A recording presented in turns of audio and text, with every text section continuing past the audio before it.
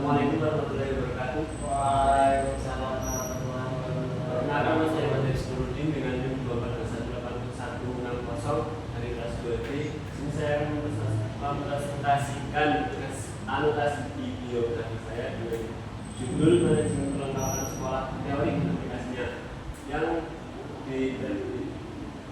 ditulis oleh Muhammad Ibrahim 2003 tentang manajemen perlengkapan sekolah teori dan aplikasinya di Jakarta, PT Bumi. Sebelumnya saya akan menjelaskan tentang bukunya, yaitu membahas secara mendalam mengenai manajemen perlengkapan sekolah sebagai salah satu aspek penting dalam administrasi pendidikan. Kemudian Dr. Ibrahim Fadil menjelaskan teori-teori dasar pengelolaan peralatan pendidikan serta memberikan contoh penerapannya dalam konteks sekolah. Isi buku mencakup perencanaan, pengadaan, distribusi, inventarisasi dan pemeliharaan perlengkapan sekolah secara sistematis. Buku ini sangat relevan bagi guru, kepala sekolah, mahasiswa pendidikan seperti kita, dan praktisi pendidikan yang ingin memahami dan menerapkan manajemen perlengkapan sekolah secara efektif.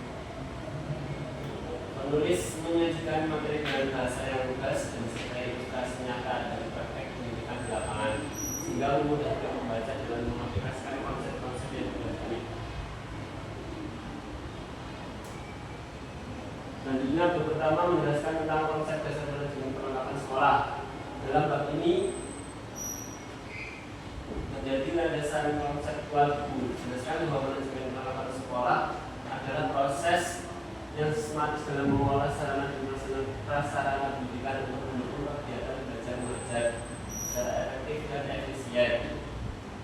Perlengkapan sekolah mencakup sarana atau alat langsung digunakan dalam pembelajaran seperti buku, alat peraga, komputer, dan selanjutnya kedua itu prasarana penunjang tidak langsung seperti gedung, kursi, lapangan, dan jaringan listrik. Yang pertama, tujuannya di antara lain menjamin tersedianya perlengkapan sesuai dengan kebutuhan pendidikan, mendukung tercapainya tujuan pembelajaran, menciptakan lingkungan belajar yang kondusif dan aman. Selanjutnya yang kedua, prinsip dasar manajemen perlengkapan. Yang pertama ada efisiensi. Efisiensi itu penggunaan perlengkapan secara hemat dan tepat guna. Jadi penggunaan alatnya itu sesuai dengan fungsinya. Yang kedua ada efektivitas atau penggunaan yang menghasilkan dampak nyata terhadap kualitas pembelajaran, seperti proyektor digunakan saat dalam kelas untuk metode pembelajaran seperti main game, metode pembelajaran melalui game seperti kuis atau lain-lain. Selanjutnya yang kedua yaitu kontinuitas atau perlengkapan tersedia secara berkelanjutan. Yang keempat yaitu transparansi dan akuntabilitas, yaitu pengelolaan yang dapat bertanggungjawabkan. Selanjutnya yang ketiga yaitu proses manajemen, terdiri dari yang pertama perencanaan, yaitu menentukan kebutuhan berdasarkan analisis data, kondisi barang dan kurikulum. Seperti ketika ada barang yang rusak itu mencari apa?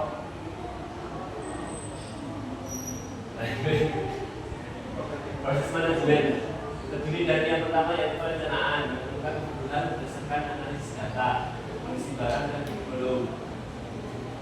Yang kedua, pengorganisasian, yaitu mengesankan pada kepala sekolah, staf dan guru dalam mengolah perlengkapan. Yang ketiga yaitu pelaksanaan. Pelaksanaan yaitu melakukan tindakan nyata, pengadaan, distribusi, penggunaan. Yang terakhir pengawasan. Pengawasan itu monitoring dan evaluasi terhadap penggunaan pemeliharaan perlengkapan. Selanjutnya bab 2. Pada bab 2 ini menjelaskan tentang jenis perlengkapan sekolah dasar. Yang pertama, perlengkapan kantor sekolah seperti meja, kursi, lemari, komputer, administrasi, fotokopi, alat tulis kantor. Perlengkapan kantor ini mendukung kegiatan administrasi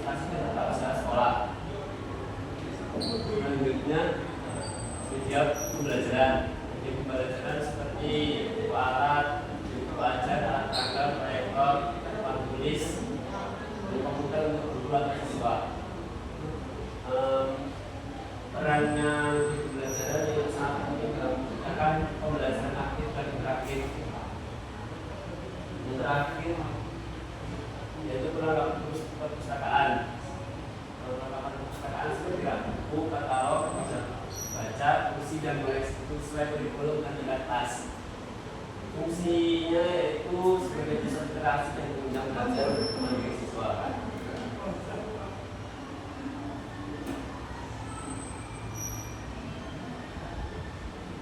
Dan ada prasarana sekolah. Prasarana sekolah seperti bangunan fisik, yaitu ruang kelas, ruang guru, toilet, gudang, halaman, madrasah. Untuk sarana umum seperti tempat ibadah, lapangan olahraga, kantin sekolah. Fasilitas ini mendukung kenyamanan dan keamanan belajar. Yang kelima yaitu perlengkapan unggulan seperti laboratorium mini, ruang komputer atau studio seni.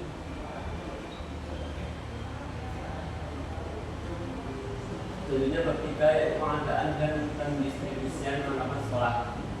Yang pertama, perencanaan kebutuhan perlengkapan dilakukan berdasarkan analisis jumlah siswa, kondisi alat utama, perubahan kurikulum dan kegiatan tahunan dengan menggunakan inventarisasi dan evaluasi kebutuhan nyata. Yang kedua yaitu prosedur pengadaan.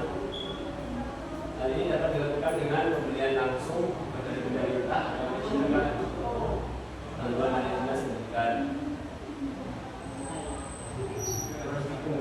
Prosedur pengadaan ini wajib sesuai prosedur administrasi dan keuangan atau rencana anggaran dari sekolah. Yang ketiga yaitu mekanisme distribusi, meliputi penempatan barang sesuai dengan fungsinya seperti ruang kelas atau perpustakaan. Tidak lupa juga disertai dokumentasi dan tanggung jawab.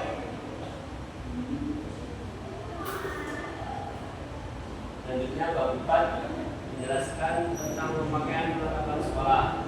Yang pertama, penggunaan perlengkapan meliputi perlunya instruksi penggunaan alat secara jelas dan salah gunakan. Kemudian siswa perlu memberikan edukasi cara penggunaan alat dengan benar, penataan ruang kelas dan perpustakaan.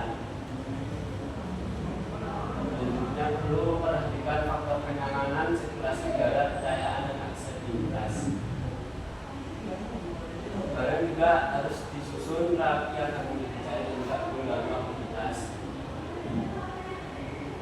Yang kedua yaitu pemeliharaan. Pemeliharaan ada dua jenis. Yang pertama pemeliharaan preventif atau pemeliharaan kerusakan misalnya dengan pembersihan berkala. Yang kedua pemeliharaan korektif atau perbaikan setelah kerusakan terjadi. Yang ketiga pemeliharaan selanjutnya pemeliharaan melibatkan semua warga sekolah dan kebersihan. Yang terakhir bab 5 yaitu tentang inventarisasi dan penghapusan perlengkapan sekolah. Inventarisasi meliputi proses pencatatan semua perlengkapan yang dimiliki sekolah. Terus setiap barang diberi kode, dicatat dalam buku inventaris dan dilakukan secara berkala. Tujuan ini menghindari kehilangan, pemakaian ganda dan mempermudah tanda pengadaan. Yang kedua yaitu prosedur pencatatan dan pelaporan. Barang yang baru diterima langsung dicatat di kepala sekolah dan juga perlu ke dinas pendidikan. Selanjutnya penghapusan perlengkapan. Barang yang rusak, berat atau tidak layak pakai dapat dihapus dari daftar inventaris. Selanjutnya penghapusan harus berdasarkan pada evaluasi dan bukti nyata. Foto laporan perpustakaan. Semua ini dilakukan secara resmi melalui berita acara. Untuk kelebihan buku ini saya ambil yang pertama sistematika yang jelas. Buku ini tersusun dengan alur yang logis, mulai dari konsep dasar hingga ke implementasi teknis, memudahkan membaca alur pemikiran menulis. Yang kedua, karya contoh dan aplikasi. Buku ini tidak hanya menyampaikan teori, tapi juga memberikan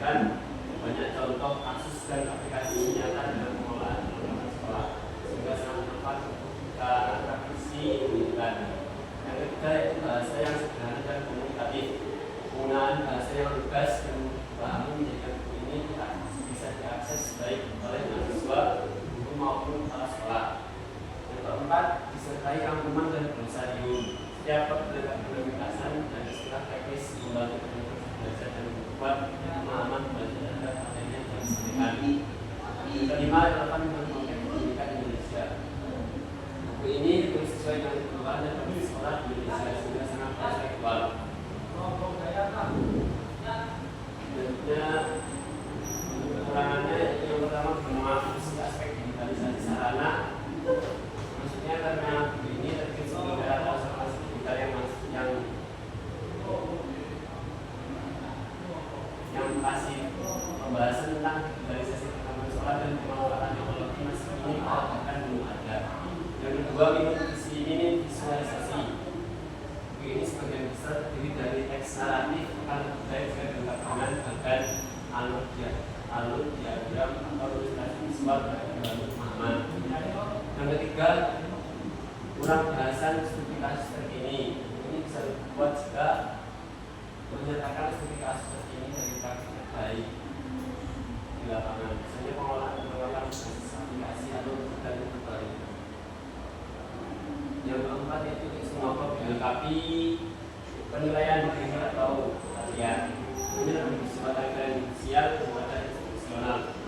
Latihan soal atau referensi dianggap dapat membantu pembaca mengevaluasi kemampuan mereka. Untuk komentar buku secara keseluruhan, buku manajemen sekolah teori dan aplikasinya adalah sebuah literatur yang sangat bermanfaat untuk bagaimana sarana dan prasarana sekolah dikelola secara profesional. Ini dapat digunakan sebagai buku dalam kemudian juga menggunakan terutama bagi mahasiswa jurusan pendidikan dan pendidikan. Kekurangan dari sisi pembaruan digital substansi utama untuk tetap relevan dan menjadi landasan penting dalam pengelolaan sekolah yang efektif. Jadi jika digunakan bersama strategi baru pendidikan, mungkin akan menjadi sering kuat untuk efek manajemen modern sekolah. Terima kasih. Sekian presentasi saya. Selanjutnya yaitu sesi tanya jawab. Silakan untuk bertanya. Saya bertanya, saya akan sebuah ini gambar dari UKD. Saya tanyakan mengapa distribusi perlengkapan harus didokumentasikan.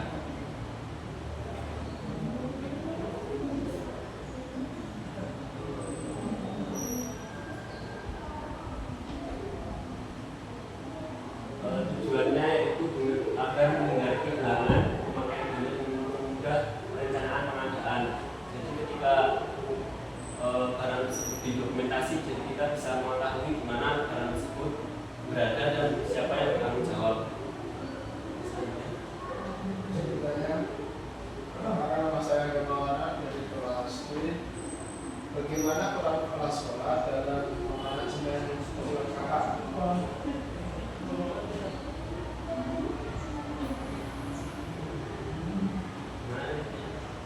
Pertanyaannya, bagaimana peran kepala sekolah dalam manajemen pendidikan? Peran kepala sekolah yaitu memantau, yang pertama memantau barang-barang tersebut, baik itu kita datang ataupun ada yang rusak atau barang itu ada yang hilang, dan juga membagi tugas-tugas untuk menjaga barang-barang yang tersedia.